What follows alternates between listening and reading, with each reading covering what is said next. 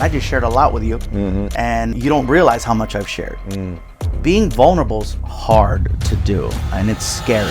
The first comedian to sell out Dodger Stadium. One of the world's most successful and popular stand-up comedians, Gabriel Iglesias, who is known as Fluffy. I got to a place where you want to talk about not feeling good. I talked about retiring, especially right after Dodger Stadium, because that put me in a different place mentally, because it's not every day you can say that you saw your peak. We allow certain behavior to continue because we're trying to keep certain people in our lives.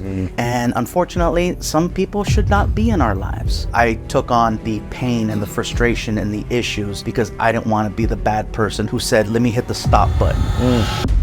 All that stuff I just shared with you about struggles and the relationships and stuff like that, I haven't talked about that on stage yet. Who is Fluffy versus who is Gabriel in your mind? Gabriel does have bad days. Really? Fluffy can't have bad days. He's not supposed to. And welcome back, everyone, to the School of Greatness. Very excited about our guest. We have the inspiring Gabriel Iglesias in the house. Good to see you, sir. Thank you so much for being here. Hola, mucho gusto. ¿Cómo estás? Mexicans hate it when white people try to speak Spanish to them out the gate, just so you know. Yeah, especially when they're not fluent. Yeah, exactly.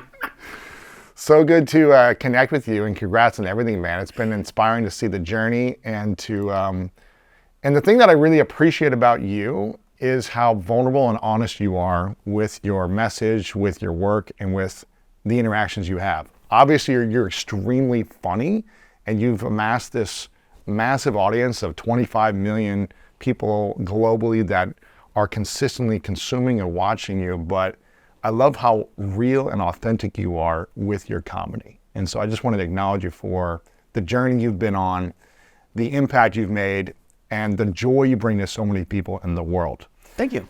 And I'm curious, as someone at your level who is always on the road with a lot of success over the last 15 plus, 18 plus years now, how do you manage fame, success, while also being happy and finding inner peace? I think you got to go through all the same issues that normal people go through. You got to go through the moments of heartache. I cry. I have my good days, my bad days. I have my days where I just want to scream into a pillow. I want to throw something, but you find a way to get through it. I'm very fortunate that I get to air out a lot of my issues on stage, because I do. I will take things that bother me and I will go on stage and I will vent about them.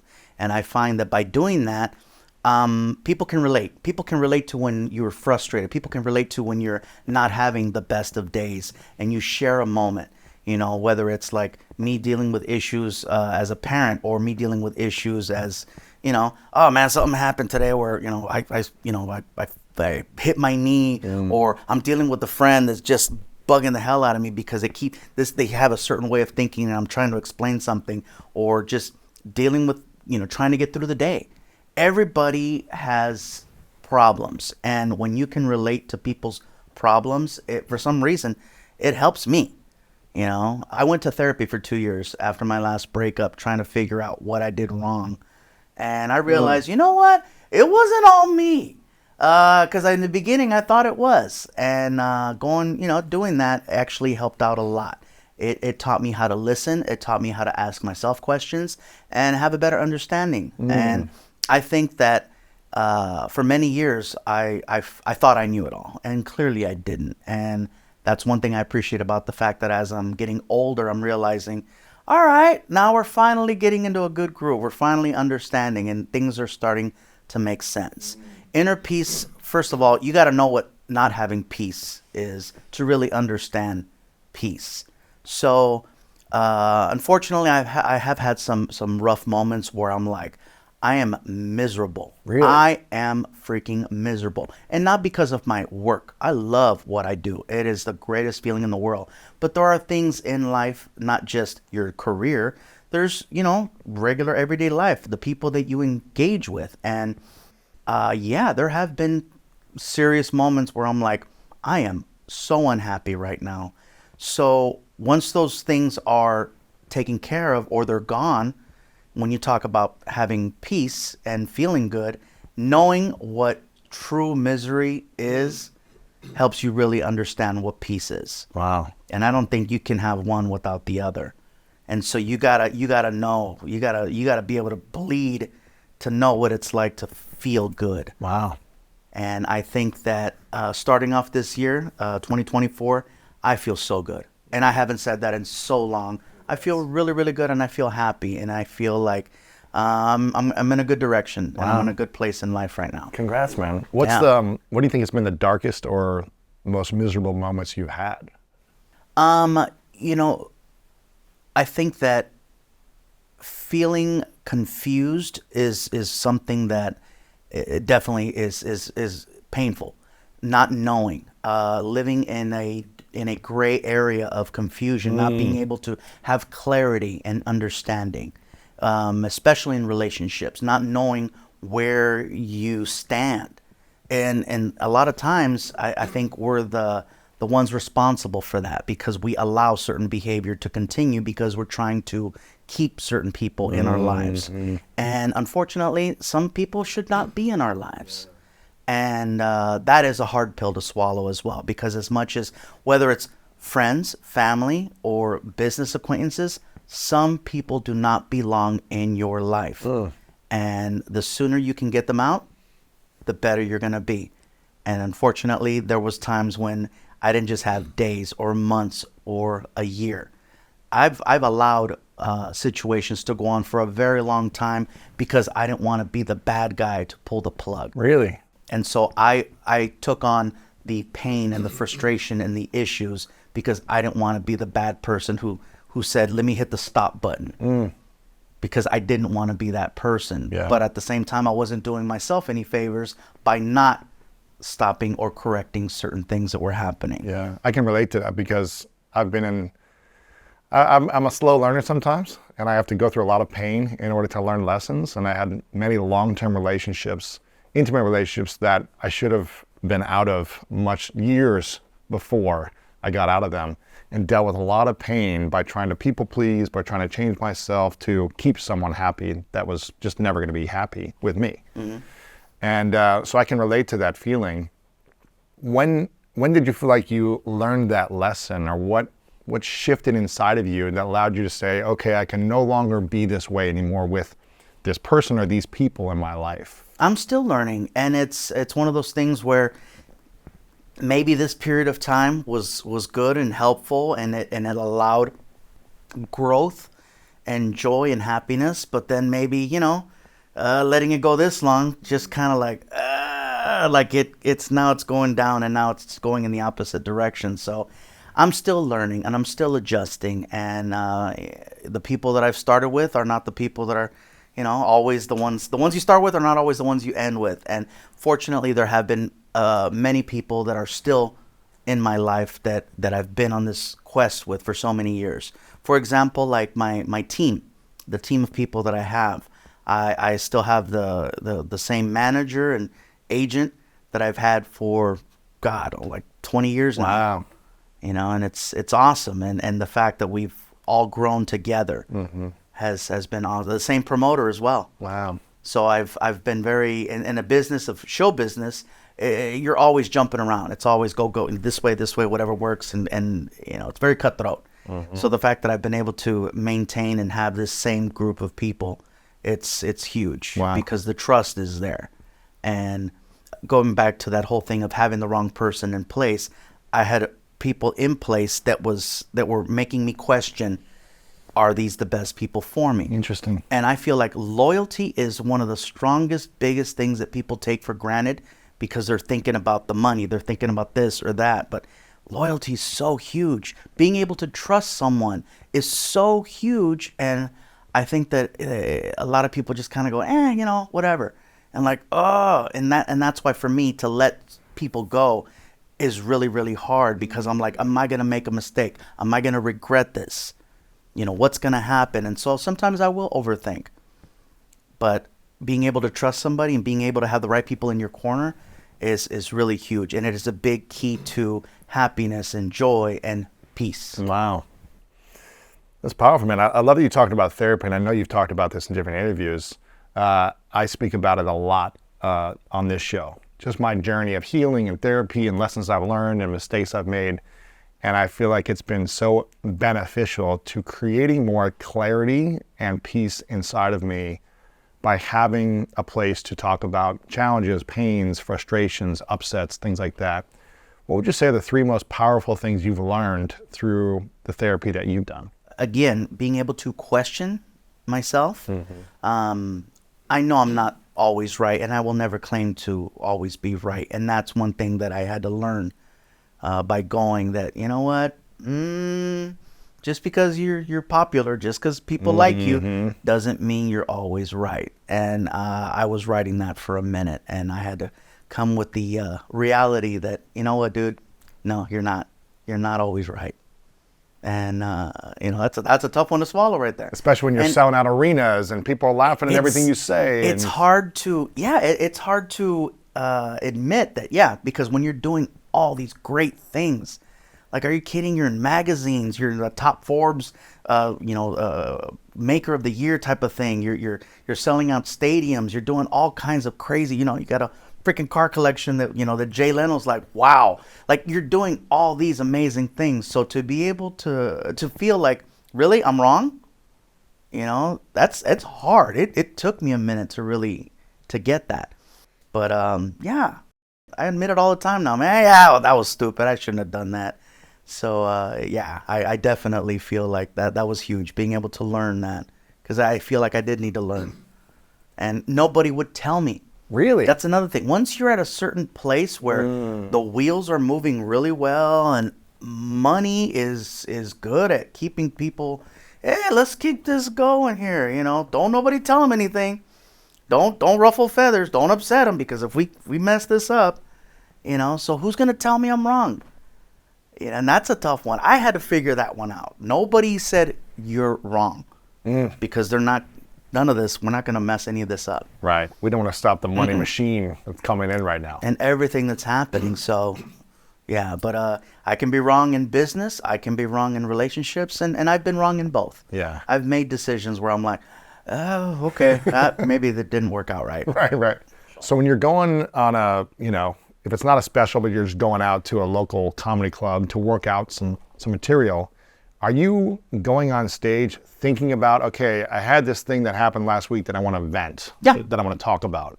Have you already pre-planned the interpretation of it, or is it more, I'm just going to wing it out there and see what comes up for me in the flow? I have the idea of what I want to talk about, but I don't know the verbiage yet. Really? I don't know Wow. I'm just going to go and every single bit starts off with me just literally freestyling it. Let's see how it goes. And then go back and you listen and you're like, okay, that doesn't sound right. Maybe I should. And so the first time is just, here's what we got. And then you go back and then you start shaving off this or adding that and moving stuff around. But everything just starts off with the first, let's just throw it at the wall, see what happens. Okay. What if people don't laugh? Then I make fun of the fact that they didn't laugh. Really? I'm in a very good place now because of so many years of doing stand-up. The trust is there. The trust is there from the crowd. So if I say something that's not the funniest, or it doesn't get I feel pretty confident. So if something doesn't get a laugh, I'm gonna find something to make fun of. Or hey, you guys, they all can't be funny. Or if I'm at a Then club, they laugh, yeah. If I'm at a club and I just popped in and people are like, oh my God, if I get a reaction when I walk in the room and I do a bit that doesn't fly, and I just look around and I go, yeah, see, that's what happens when you don't pay for the show. This is what you get for free, people. Right. You've had so much years of experience with this. You know how to spin something. And I'm not uncomfortable. If they don't laugh, they don't laugh. Really? If they're quiet. I always say this: if the audience is dead quiet and you can hear a pin drop, that's a good thing, because that means they're listening. Wow. A lot of people are afraid of silence, and I'm not. I'm more afraid of heckling and distractions in the room. So whether there's a ceiling fan on, or the air conditioner is making a weird sound, or you hear glasses and clinking of, you're trying to talk and you hear little noises in the room. That'll be $450. Hey, you got a credit card? You know, sometimes I'll have servers that right in the front row, like a big old plate with 8 burgers on it. You know, here you go. And I'm like, you couldn't do this half hour ago with the opening acts with anybody. You had to put like 8 burgers and bring them right here in the front. You know, the kitchen's backed up. I'm like, oh my God. All right. And that's funny to people to see me in that situation. I'm like, you want me to perform and you got all this food right here in the front. All right. You wonder why bears attack, you know, at the circus. So Sure. That's funny, man. Do you ever feel insecure on stage? I'm always insecure. Really? Yeah. I'm always insecure. Like, man, how's it going to go? Like, oh, did they like that? You know, was it okay? Was it funny enough? Are they going to come back? Are they going to tell their friends? You know, that's always in my head. I feel confident going up on stage every time, but the insecurities are always there. That's part of it. I think that if the insecurities go away, it's going to keep me from working hard to make people laugh. They always say, once you think you're the that's when you become. Wow. So, you know, So I embrace the insecurities. I embrace the fact that, you know, you're working without a net. You know, when you go up on stage, you are the writer, the producer, the director. You are the everything. And so it's, you know, it all falls on you. Wow, man, this is crazy. So you have confidence, but you also have a sense of insecurity or uncertainty. I know that stand-up is the thing that I do better than that's the best thing I can do. That's what I'm good at. You know, I'm not a good hiker. I'm not a good you know, I don't know how to code. I don't know there's a lot of things I don't know how to do, but I feel very confident when I'm going on stage. I know that I'm doing something that I love to do and I know how to do it well. But that doesn't mean that I can't have a bad moment or I can't have something that's not gonna go the way it should. Wow. Remember earlier, you know, just because I'm doing like he's doing all this, I can have a bad time on stage. You know, I can be wrong. You know, an idea just might not fly. Right. How do you separate your intimate, personal breakdowns in life that you might be having or from the past? If maybe a relationship isn't working the way you want to that day or that week, or you're going through some challenges with a friend or someone in your personal life, how do you disassociate that by going on stage and bringing this joy and passion and creativity while not letting that affect you emotionally? While also you might be talking about some of those things as well from your personal life. How do you manage that to still bring the I energy? incorporate it. I have to put it in the set somehow. I have to decompress a little bit by putting it in there. And you know, so whether it's me venting about it for a couple seconds, just maybe a little blip, or maybe it's something on social media, you know, and that's a dangerous one too, because that's out there forever. Either it's a hard one, because Like if you're not feeling good about you. if I'm not feeling good, it's really hard to share that with you know, I have a very small circle, so it's like it's hard to share, because as much as, you know, you want to trust that people are going to keep things to themselves, sometimes they don't, and then it's like then that becomes, the problem becomes worse. And so sometimes I do find myself, you know, talking to strangers about certain things, and a lot of people say, "Really, with strangers?" Yeah. Oh, I'm good at talking to strangers. You know, no problem. Especially because they don't know all the inner workings. They just see me as this, which is why sometimes, man, having a drink, you know, like, yeah, you know, you just, you know, I can't do that all the time, and it's hard for me to go places. But every now and then, just you know, shooting the shit with somebody. This is cool. Yeah. Because you don't know everything about my inner workings, and I just shared a lot with you, and you don't realize how much I've shared. But I feel good doing it. I was like, yeah, you know, like that whole talk about the whole inner peace thing. I'm like, wow, look at me saying stuff out loud.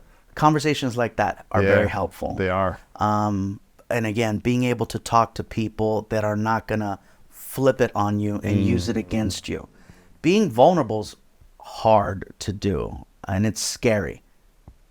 You know, when you show weakness, man, you know, people can just take that and you know, mess up your day. And so sometimes you want to just keep it to yourself. But if you keep it to yourself, then you get to a point where you might you might explode. And that's not going to be good either. Yeah.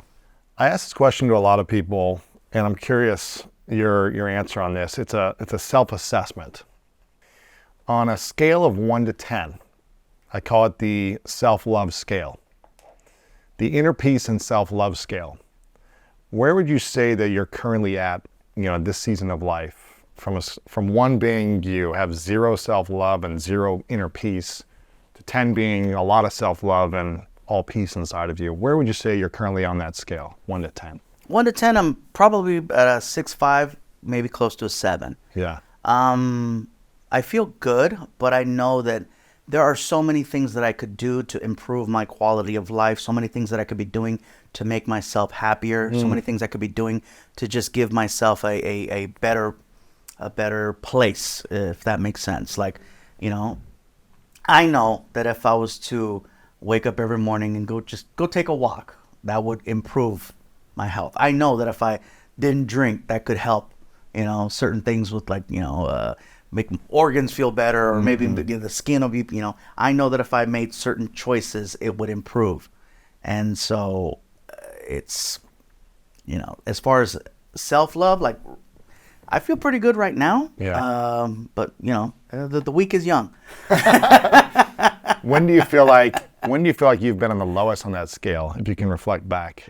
Lowest on that scale is when I was trying to make people happy that weren't gonna be happy, and definitely weren't gonna be making me happy. Really? Killing yourself trying to please others is one of those things that I'm guilty of doing so many times. And I've given so many of the wrong people my time, energy, and love when I should have been giving that to myself. And so I'm guilty of giving till it hurts and giving till I hurt myself. And I definitely would like to, because I'm not going to get that time and all that back. And so the goal is to try to turn all of that and start doing more for me. Wow, that's beautiful, man. I can relate to that so much, because growing up, Don't cry, bro. I felt it, man. I felt it. But I mean, shoot, I cry a lot out here, man. But I relate to that just because growing up, I felt very alone. I felt very abandoned and abused. Now, that doesn't mean that's the total truth, but there were certain moments and memories that caused me to feel not enough. Often. I was sexually abused when I was 5 by a man that I don't know. I've talked about this openly many times here. My brother was in prison when I was 8 years old for 4.5 years, so I wasn't allowed to have friends in the neighborhood because my older brother was bad and wrong, and therefore parents would have let their kids hang out with me. I was in special needs classes. It was really hard for me to read and write and just remember what I was learning in school. So I was in those special classes with like 3 or 4 kids getting made fun of, getting picked on. And, I just never felt enough. I never felt like I was good enough. And so that, I guess, those memories, those experiences, those wounds caused me to people please a lot in my 20s and early 30s until it felt like it was going to kill me. Until I had heart palpitations, pain in my chest. I was making a lot of money to prove people wrong and succeeding externally, but feeling very insignificant, lonely, and sad internally. And it wasn't until I started to really break down, get some support, go to therapy, start to transform, heal, that's when I started to have more clarity and more peace. Do you feel like you know where a lot of that people-pleasing came from for you? First of all, I'm sorry for what you went through, and I relate a lot to what you just said, especially the people-pleasing and just trying to, you figure if you're making people happy, then hopefully you'll feel happy, and maybe they'll make you happy, and that's a tough one. It really is. I don't know where that came from, because I do feel like, even though I didn't grow up with both parents, I had my mom, who was an incredible person. I miss her very much. She gave me everything I needed in life to be okay. I didn't have all the toys, but my Christmases were not horrible. And even though we lived in a rough area, she still protected me and kept me from becoming the environment. So I don't know where that comes from. I mean, I basically grew up an only child because my sisters and my brother were all much older. You know, there's like 14 years between my sister and I want to say 13, about roughly, yeah. So by the time I showed up, everybody was already gone. They're all out of the house. So it's like it was just my mom and I. So, you know, I don't know where this comes from. Interesting, yeah. But it sounds like you've realized this was something you were doing, you've stopped doing it, and now you're starting to give back to you. And this is very recent because, I mean, I'm still guilty of it. And I still, unfortunately, I still allow certain people to have behaviors that are not good for them and definitely not good for me. Why do you think you allow that still? Because I love them, because I don't want to hurt their feelings. I don't want to feel bad for making them feel bad, even though I know that this is not benefiting either one. I don't like the idea of knowing that what I'm about to do is going to cause ripples of unhappiness, even though it's sometimes necessary to correct what's going on. And that's why it's like, you know, it's almost like, all right, maybe, and you always want to hope that they see it, they get it, they understand it. They'll change on their own. Yeah, right. And man, some people just, yeah, man. and so because of how close they are and how long they've been part of everything, it's really hard. It's really hard. And so that's why I haven't, you know, because this year started off so good. Yeah. You know, I'm like, man, I should have done that last year. That's why I wouldn't have carried over. But no. Well, now you have the opportunity. I'm curious, you know, on this show, I really love to talk about living our best lives and what's possible for us. The things that we can have control over, the things that we can learn and can develop, and sharing that with anyone watching or listening around the world.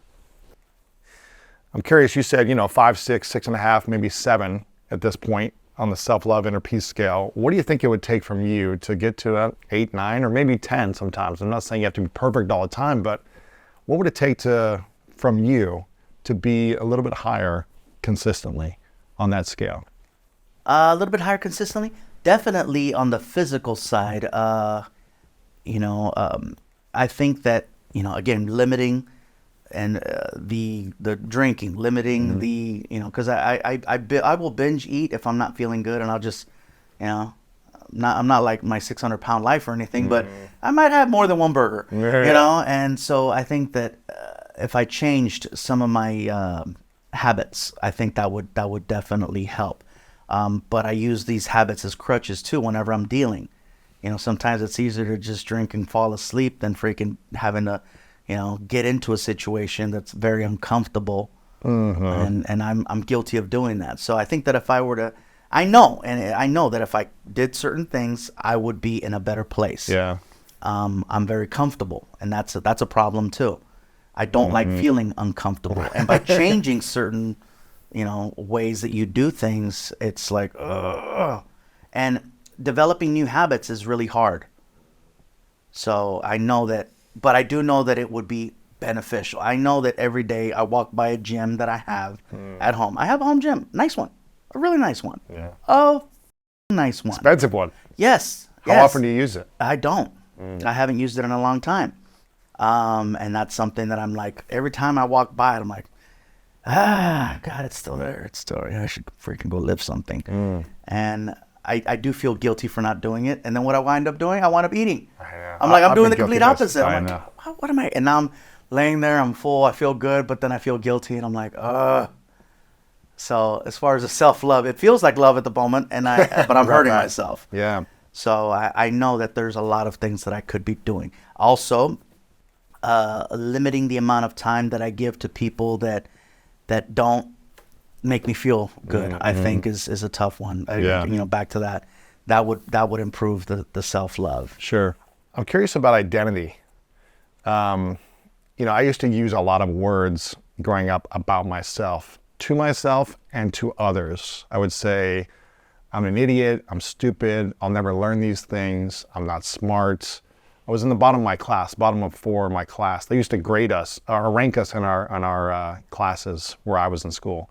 So I could always see that I was in the bottom 4 consistently all through middle school and high school. So I was just like, I'm never going to be good enough. I'm never going to learn like you guys. I would say these words and built an identity about me to self that would limit me and to others that would limit me. How much does the identity you've built for yourself empower you or hold you back, would you say? I know that, when people see me on the streets, I'm Fluffy. Hey, Fluffy! It's very rare that I'll get, Gabriel. Really? They'll say Fluffy, and then they're like, who is it? It's Gabriel Iglesias. It's all tied together, but Yes. it's so much easier to call somebody by the nickname. It's an easy nickname. And it's not like it's a different person. It's a nickname that's, it's me. But I am seen a certain way because of the shows and the consistency that, he's the guy that talks about his son. He's the guy that talks about his friend. He's the guy that...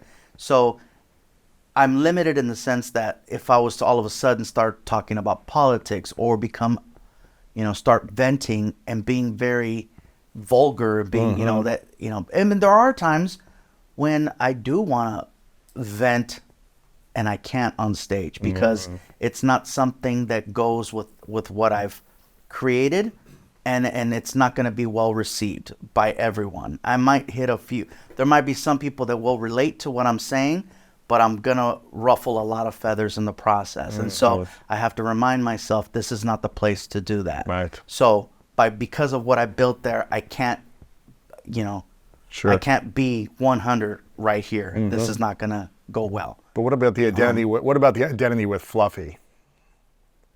The identity with Fluffy? No, always happy. Uh-huh. And that's not always the case. Always happy, always in a good mood. I'm not always in a good mood. And every time I go out in public, I'm afraid that people are gonna, I don't want to meet somebody, run into somebody if I'm not having the best of days. So I try not to put myself in environments where I'm gonna run into people. I'm not one who's gonna be like, no, I don't want to take a picture. I'm not gonna snap on somebody. And photos it's part of the deal. If I can do it and there's time for it, absolutely, no problem. But there are times when I'm dealing with issues, problems, and I'm just like, I just want to go to the drive-thru, get something to eat, and just go back home. But because of the fact that I'm seen a certain way, Yes. it's like you got to always be smiling, you got to always be happy, you got to always be that, and that is hard because sometimes you just want to be a normal person. I understand that. Yeah. You just how's he doing? He's Yeah. Don't talk to him right now. Yeah. He's in one of them moments. I'm a big believer that our habits and our identity will shape our lives, and our goals and the way we feel about ourselves will naturally take care of themselves based on the consistency of our habits and on the identity that we give ourselves. And so I guess I just wanted to ask about the identity of Fluffy. You mentioned this, how people call you Fluffy. Do you think that supports your success but holds you back in other ways, or do you feel like that is an empowering thing for you with your identity and where you want to be? There are so many more pros than there are cons. The cons are very small. They're very small. No, man, let me tell you, when you get recognized, I have other friends that are, other comics, and I know a lot of people that are famous, and I don't know, man, I don't want to say that mine is better, but for some reason, when I get recognized, I'm not seen like it's Taylor Swift kind of a thing. The recognition I get from people, the look is almost like, hey man, this guy's like it's like seeing a family member you haven't seen in a long time. And I feel that from people when I get recognized. It's not, it's very different. I see how other people get recognized, and I'm like, wow, okay, with me it's a lot different. I get people right away that are like the glow and the energy is very, it's like, it feels like family, like a moment, like a real sweet thing. And I love that. It tells me that what I'm doing is making a difference. What I'm doing, because I get a lot of people also that will open up. You know, hey man, I was going through this and I was watching, and hey man, just so you know, I've heard you've helped me get through so many times, and that's an incredible feeling. Wow. And that's a game changer. So when I hear something like that, it changes whatever mood I'm in. It corrects it. I'm like, you know what? So stop thinking like that. You know, you're whatever you're dealing with is nothing. This dude is like he just put things into perspective. Sure. So being fluffy is very much it's a good thing. A lot of pros to it, yeah. A lot of pros. Do I wish I could vent about certain things? Of course I do. But I think that it's part of the deal. You have to sacrifice. This is part of the sacrifice to be where I'm at. You mentioned some people will just say, hey, Fluffy on the streets or whatever, and they'll be like, oh, it's Gabriel Iglesias. You know, who is Fluffy versus who is Gabriel in your mind? They're pretty much like this. But, Gabriel does have bad days. Really? Fluffy can't have bad days. He's not supposed to. And if I do, I try to find a way to push it into the show. Like, for example, in my show right now, without giving too much away, because I have a new special coming out, one of the things I'm talking about is I'm talking about things that happened to me that weren't great, weren't fun, weren't awesome. I'm starting to incorporate more of, after so many years, and now I'm coming up on 50 pretty soon. Wow. There's more things that have happened. For example, I'm talking about the fact that I almost died in a plane crash that made the news. Wow. I'm talking about the fact that they broke into my house.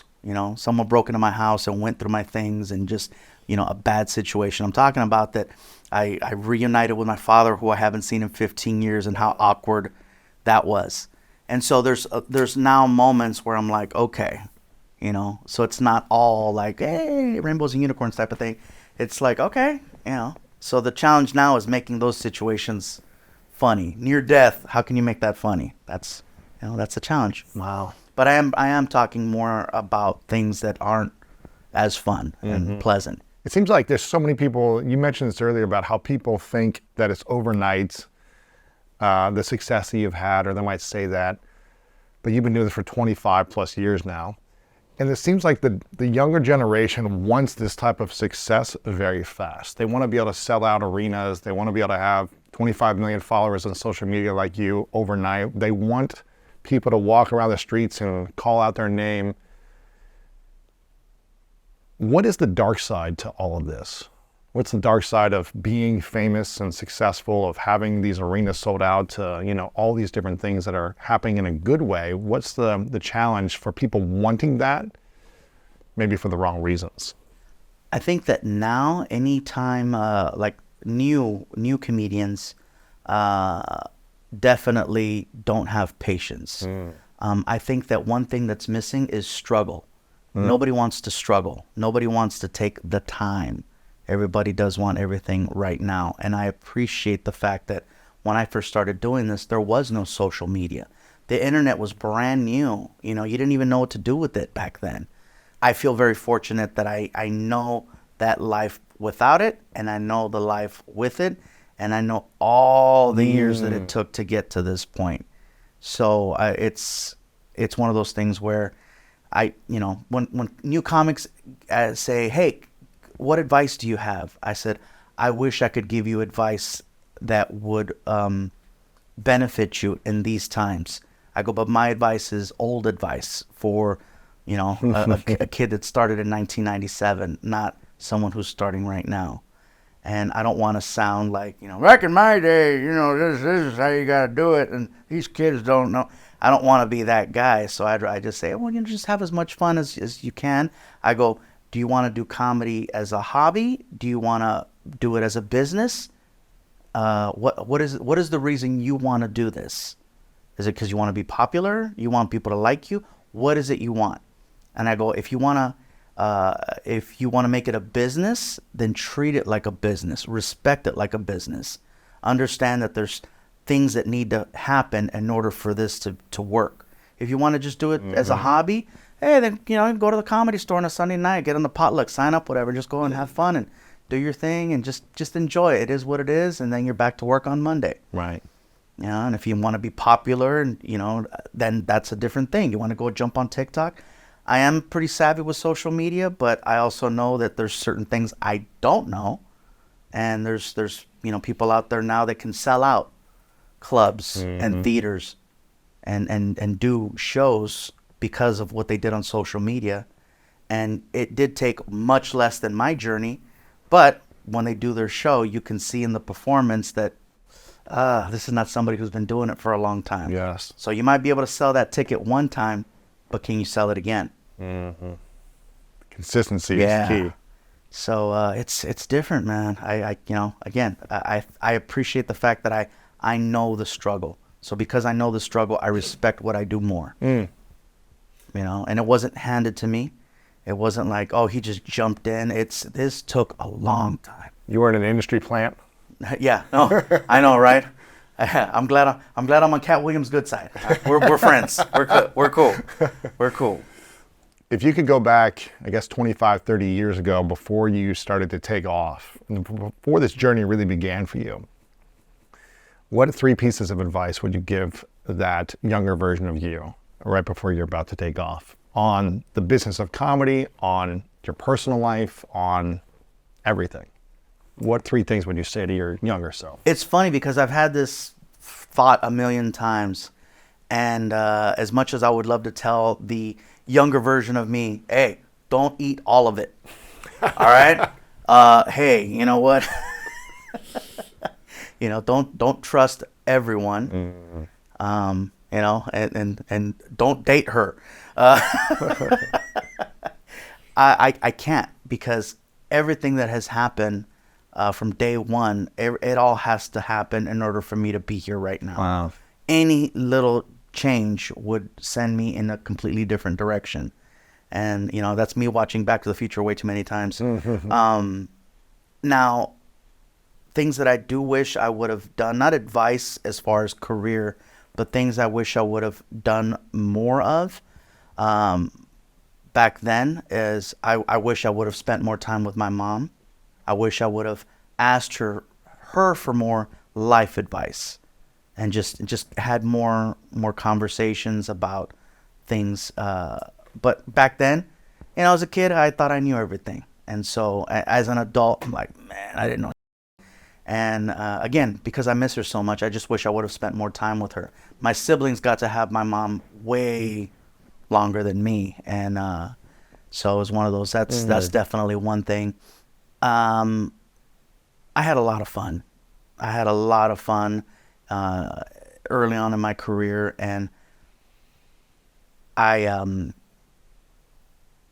learned the business, trial and error, whether it's with management or with, doing this show versus doing that show, how you got booked, well, things you decided to do, things I decided not to do. So I mean, there's a lot.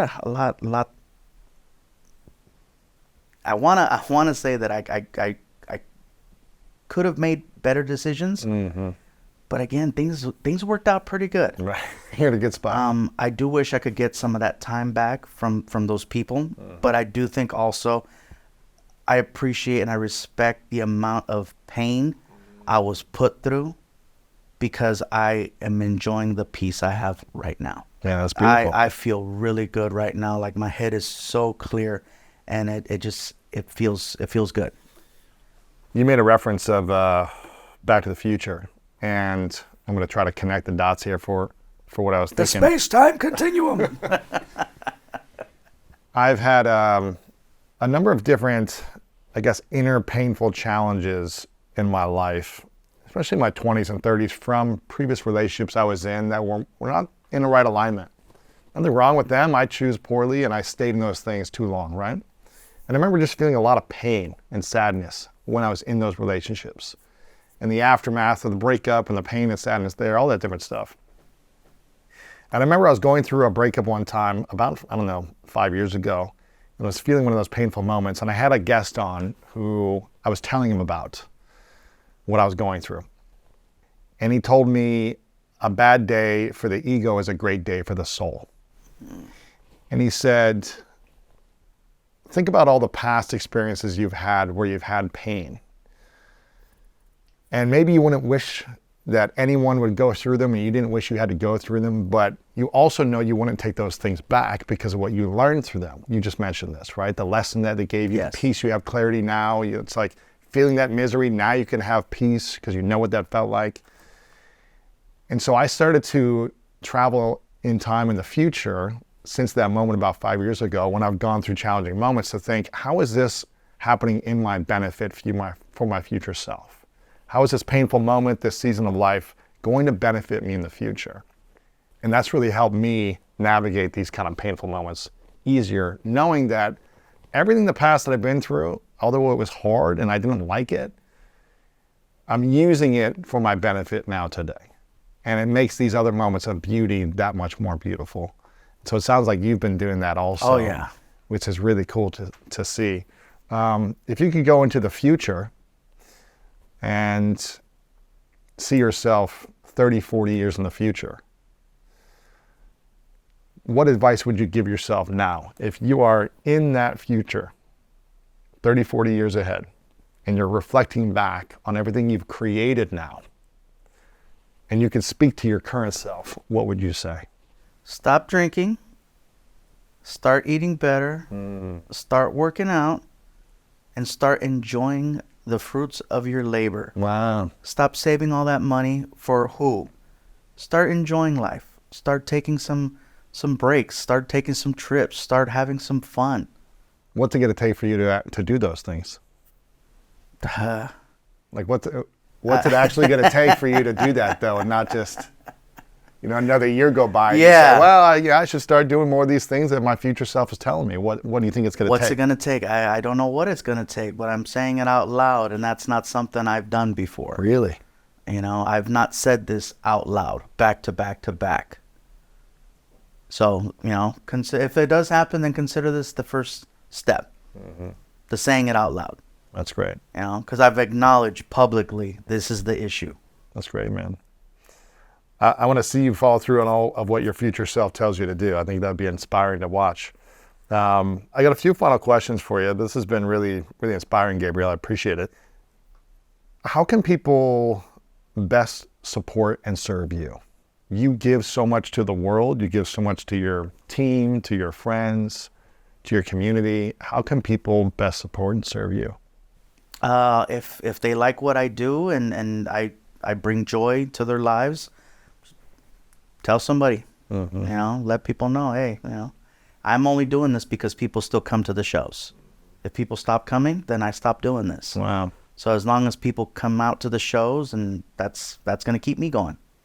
I got to a place where you want to talk about not feeling good, not feeling positive about what I was doing. I talked about retiring. I talked about retiring because I wasn't sure that this was giving me what I needed. I wasn't feeling good, and it wasn't the stage that was hurting me. It was how I was feeling in just my everyday life. And I felt like a lot of it was coming from that. And it wasn't. It was just me not dealing with certain issues in my life. And I'm like, what am I doing this for? I'm still on the road. It's been so many years. And I was reminded by my publicist yesterday. He goes, you know what? You kind of brought up the retirement thing a couple times. I go, yeah, you're right. I did. I said that.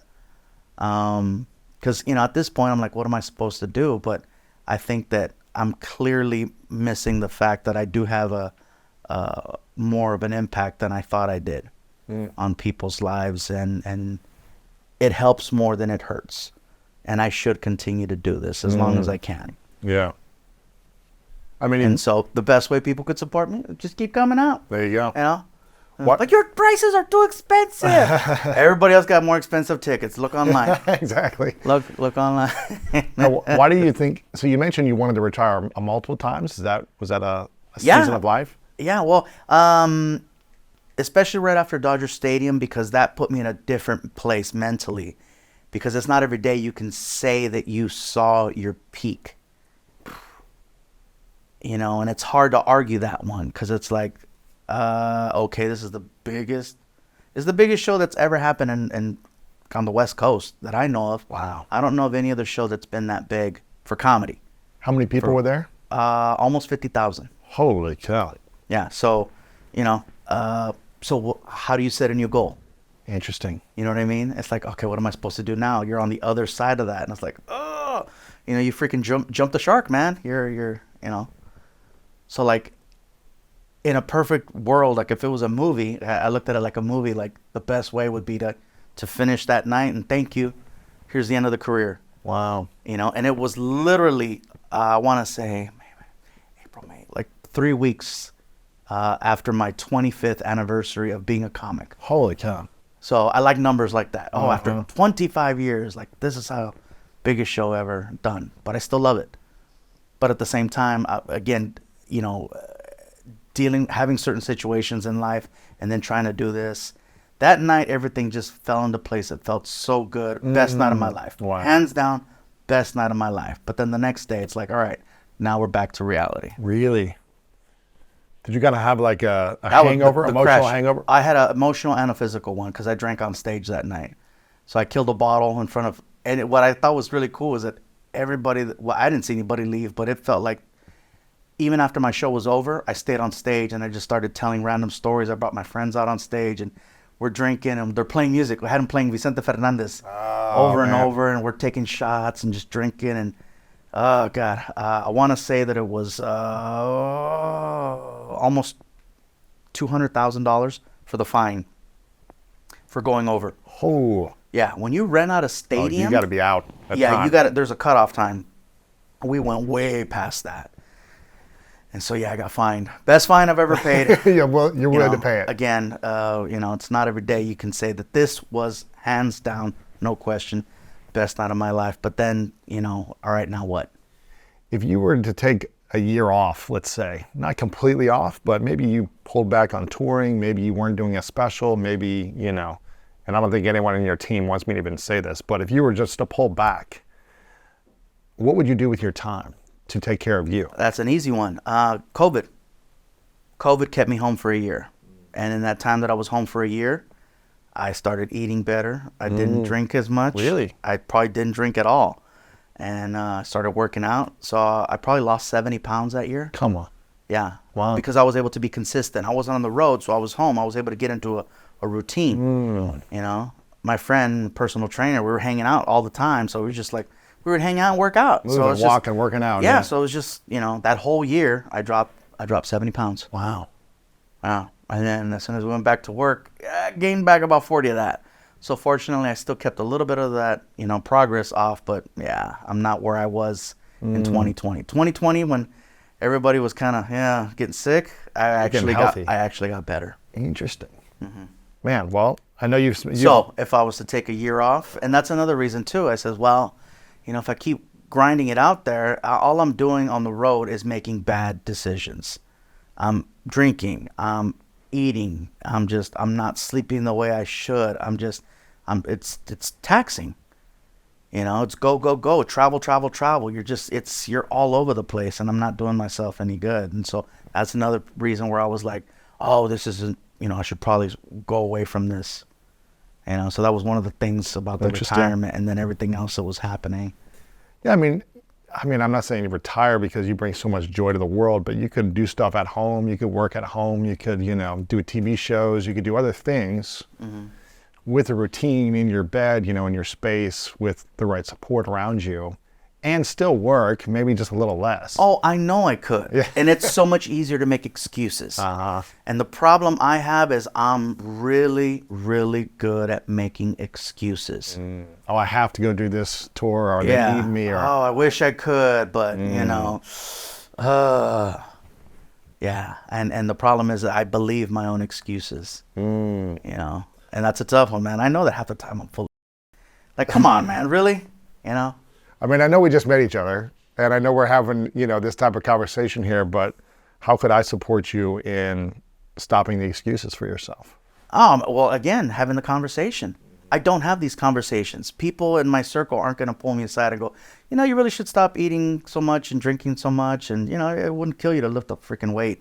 You know, you want to go for a walk? It is an uncomfortable conversation because I'm being very vulnerable about the fact that this is a problem I have that I haven't addressed, and I don't. I can make a million. I can make a million excuses, but in reality, it's just me. Yeah. You know. Yeah.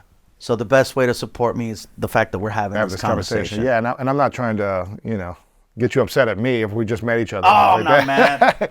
But my thing is, from an outside perspective, I see the talent that you have. I see the success you have. I see the career you've made that what people would dream of having, right? Other comics are like, look at you as this, the career is like a dream career, right?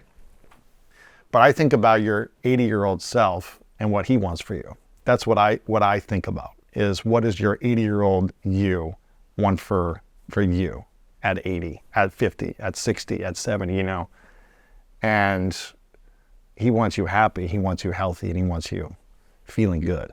That's what I think from an outside perspective. So I have this conversation with you because I want to see you continue to bring joy to so many people in the world for a long time. And I want to see you bring joy to yourself for a long time. So that's why I have the uncomfortable conversation with you, risking you getting frustrated at me. But I want to see how I can support. So I'm going to follow up with you afterwards, man, and see how I can support you, eliminate these excuses, because it's not easy. I have excuses for myself with different things as well, that I need coaching, I need accountability, I need to, Oh yeah, those are words. Those are tough words. I had to learn a lot of those words in therapy. Accountability. Oh, yeah, man. that's a big one right there. Oh man. Yeah, no one wants to be responsible and man. accountable. That's a tough one right It's there. It's not. Especially when you've created so much for yourself. You worked so hard. You busted your butt for so long. And you want to enjoy some of it too. So I get it, man. I'll stop with the uncomfortable conversations. I wanted to ask you a question. This is what I ask everyone at the end of our conversations. This is called the 3 truths. The 3 truths. 3 truths. Okay. So it's a hypothetical scenario. But I do want you to think about you going to the very end of your life, and you get to live as long as you want. Live as long as you want, but eventually it's the last day for you. And you get to create, accomplish, experience all the things you want for the rest of your life from this moment until then. Friends, love, success, whatever it might be, you create it. But for whatever reason, on this final day, you have to take all of your work with you. This interview is gone, all your specials, everything you create from here moving forward, we don't have access to it in this world anymore. You got to take it with you somewhere. But you get to leave behind 3 things you know to be true. And this is all we would have to remember you by, these 3 truths, or your top 3 lessons. What would you say would be those 3 truths for you? The 3 things to leave behind. But you just said 3 right now that truths. 3 truths. 3 truths as far as just Your life lessons. This is all you would want people to have access to, are these 3 things, because everything would be taken with you. All your content, jokes, this interview, anything you create. But if I get to leave 3 things behind, couldn't I leave behind my content? If you wanted to. I mean, 3 lessons that you could share. That's it. Oh man, 3 lessons. Hypothetical scenario. Definitely the one about struggle, because I don't think that you can't appreciate things until you know what it's like to have to work for them, to earn them, to have to get some sweat on your brow, to get some dirt under your fingernails. So respecting and understanding struggle, I don't think that there's enough of that. That's definitely one, because to appreciate something, you have to know what it's like to not have it and what it takes to get to that. And that's why, when people have certain things handed to them, it's like, oh man, you're not, it's cool. What do you mean it's cool? I was like, oh my God. So that's number 1. Okay. 1, 2, I guess patience. Nothing comes quick in life that's worth anything. This is a tough one, because I want to just say, I want people to remember the content, because I feel like, Yeah, I get you. So 3 truths, patience, and I don't know. That's a good one. What have people said in the past? Just so I have an idea of the. I mean, mine have shifted over time, but currently they would be to live in gratitude. Okay. Because I feel like when we live in gratitude, it's hard to be angry, resentful, frustrated, pissed off, is all these other different challenging things that we might have. When we live in gratitude, we can appreciate the things we do have, and as opposed to the things we're lacking. The second one for me would be to honor your health, because that's spiritual, physical, emotional health. Because when we don't honor it, it's going to cause more pain on us, and it's going to create more sadness and suffering. We could be completely physically fit, but mentally in a horrible place with ourselves and still be suffering, but look fit, but emotionally, mentally, or spiritually lacking. So we've got to focus on all those aspects of health. The third truth for me would be to live in service. Something I think you do really well. You get up on stage and you serve people with your talents and your gifts. And when we learn what our talents and gifts are by developing them, by trying things, by trying to master them, and then using them in the service of helping others in whatever way that is, I feel like that's a great life. So living in gratitude, really protecting and honoring our health, and living in service would be my 3 truths. That's pretty awesome. I don't know. I feel like a for saying, yeah, leave behind my DVD collection. You can watch my collection. No, but I think your first two about, kind of honoring the struggle, not having everything handed to you, living with patience. All great things come in time through patience. What would you say would be the third one that speaks to you? And I wish I could do this myself. Don't overthink. It's not worth it. But I'm guilty of it myself. So It's a kind of a hypocritical one. We all say the last thing we usually need the most, and hopefully we can learn that on our journey. So I think you'll be able to get there. Gabriel, I'm really grateful for you. Again, I want to acknowledge you for the consistency you've done in your life to serve people with your talent and your gifts, to bring joy, humor.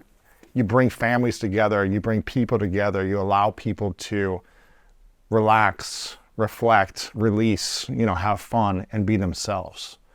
You are able to share your life story so people can relate and know that they're not alone. So I really want to acknowledge you for the talent, the gifts that you've had.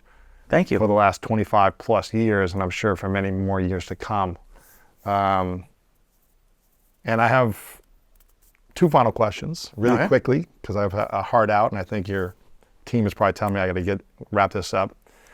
What is the thing that you are most proud of that most people don't know about you? Maybe that's not really out there publicly, or things that they don't see. What's the thing you're most proud of that most people don't know about? I have given 2 little dogs an incredible life. That, and I've gone to the ends of the earth to try to make these 2 little dogs the happiest dogs. Like, I really love my dogs. I've worked really hard to make it so that I can take them, have them around me at all times, because they bring me so much joy. And so I'm a big, I love dogs. And I feel good for all the time.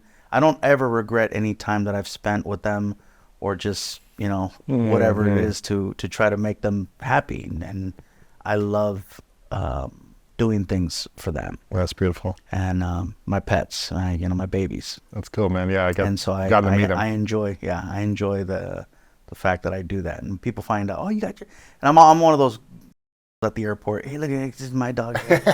Show me your dogs. Yeah. And your screensaver. Loving animals, loving. That's beautiful. It's one of those things where it's. Dogs don't care what's in the bank. They don't care what you drive. They don't care what you do. They just care that you love them, that you're around them, and that's so pure. It's just like, man, look, you just, So I love that. That's beautiful. I love that. That's beautiful. Final question for you, Gabriel. What's your definition of greatness? Ooh. I guess it all depends on what we're describing. Is it the greatest table, the greatest coffee mug, the greatest, singer, dancer, songwriter, the definition of greatness is when it's far surpasses the expectation. You know, something that just is like, are you kidding me?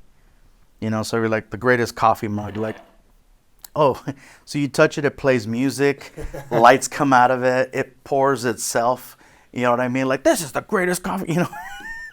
Everything could be like, because I just expect this to hold whatever liquid is in it and the handle to work. But if there's, you know, whatever it is more, way more than what you hoped for, that I think is what greatness is. So whether it's, you know, you just hope that this person was decent, and then you found out not only are they a decent person, man, but this person just goes above and beyond to try to make others happy. They give their time, they donate, they you know, they help. You know what I mean? It's like there's expectations, and then there's, you know, things that supersede that, and that's, I think, what greatness is. Gabriel, thanks for coming on, man. Appreciate you. Thank you. I was 11 and my dad's like, have fun water skiing. That is the perfect size for a gator to fit you in its mouth. Wait a minute. We can't do, our lightning's so bad, we can't even have giraffes at our zoo. Are you serious? No, I'm not being serious. But imagine how scary that would be though.